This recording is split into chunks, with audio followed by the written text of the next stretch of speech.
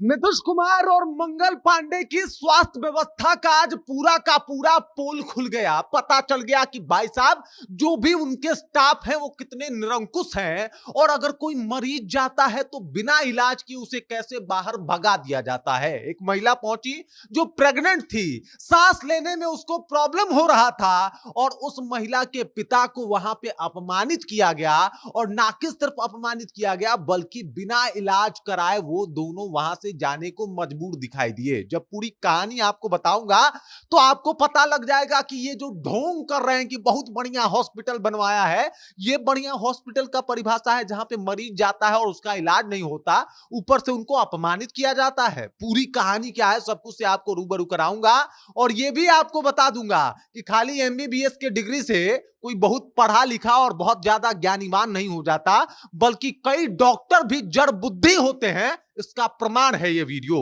पूरी कहानी क्या है सब कुछ से आपको रूबरू कराते हैं, हर एक बातों से जो है वो आपको जानकारी जो है वो प्राप्त करवाते हैं। लेकिन उससे पहले मेरा परिचय जान लीजिए। मेरा नाम है रजत और आप जनता जंक्शन देख रहे हैं। कहानी शुरू होती है, आपको बता दूं कि ये जो आपको ये सीतामढ़ी का हॉस्पिटल दिखाई दे रहा है, सीतामढ़ी में ही एक जगह है गौशाला चौक, जहां की जो लड़की है जो यहाँ पे इलाज करवाने के लिए पहुंची है, जो प्रेग्नेंट है, उसका नाम है मधुरानी कुमारी। वो वहां पे अपने पिता के साथ हॉस्पिटल पहुंचती है। उसे सांस लेने में तकलीफ हो रही होती है, और जब भी किसी को सांस लेने में तकलीफ हो तो उसके परिजन के ऊपर क्या बीतता है सबको पता है।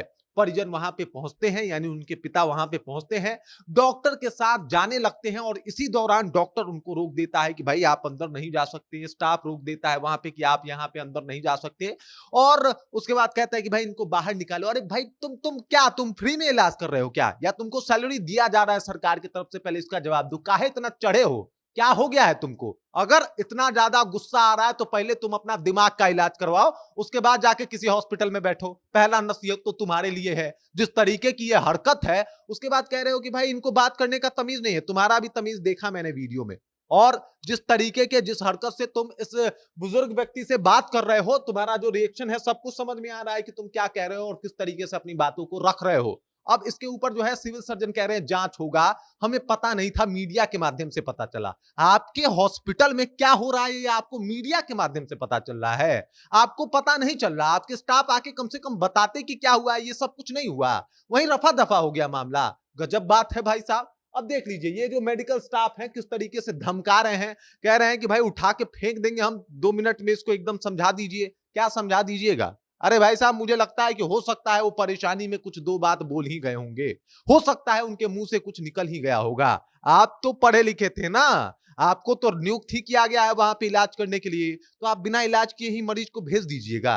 ये है आपका डॉक्टरी का धर्म? ये सीख के आप डॉक्टरी करने गए हैं, या फिर ये सीख के आप मेडिकल कॉलेज में जो है वो बैठे हुए हैं, इलाज कर रहे हैं?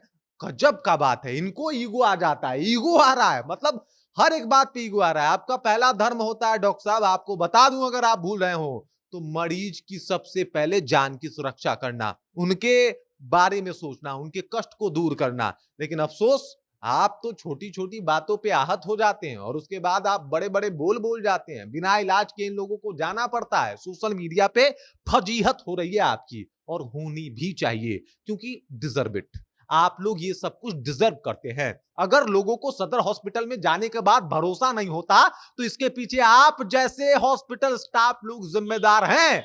और मैं नीतीश कुमार और मंगल पांडे जी को इसलिए यहां पे रखा हूं ताकि इनसे सवाल पूछ सकूं कि कौन सा बेहतर मेडिकल हॉस्पिटल बनाया है आपने। अगर आपके स्टाफ ऐसे हैं, अगर यहाँ के चिकित्सक ऐसे हैं, अगर इस तरीके से वहां पे काम होता है, हॉस्पिटल की स्थिति कुछ ऐसी है, तो भाई साहब कौन सा बेहतर काम कर दिया है आपने? सवाल का जवाब दीजिए, बताइएगा जरूर कि अगर इन लोगों के ऊपर कार्रवाई नहीं होती, जिस तरीके का इन लोगों का रवैया है भाई साहब, अगर मान लीजिए कि उसने कुछ गलत बोला तो इसके लिए मरीज को छोड़ दिया जाएगा, उसका इलाज नहीं होगा। यह है डॉक्टर का धर्म।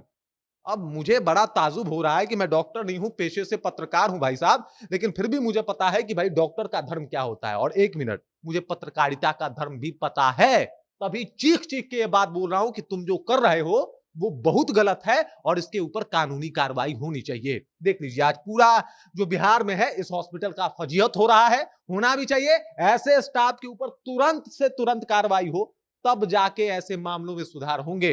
मुझे पता है हॉस्पिटल बहुत अच्छे बन गए, मुझे पता है जितने भी इक्विपमेंट है, अत्याधुनिक इक्विपमेंट वहां पे ला दिए गए हैं, मुझे पता है सब कुछ बेहतर हो रहा है, लेकिन ये सब इसके ऊपर कौन अंकुश लगाएगा? ये एक बड़ा सवाल है। न तो ये विचार कीजिएगा, और आपको तो डॉक्टर या फिर हॉस्पिटल स्टाफ कहलाने में भी शर्म आनी चाहिए थी। बाकी इस खबर, इस जानकारी को लेके और जो कुछ भी हुआ उस बात को लेके आप क्या सोचते हैं, आपके जहन में क्या कुछ चल रहा है, कृपया कमेंट कीजिए और अपना विचार हम तक पहुंचा दीजिए। बाकी आप देख रहे हैं जनता जंक्शन और मेरा नाम रजत है।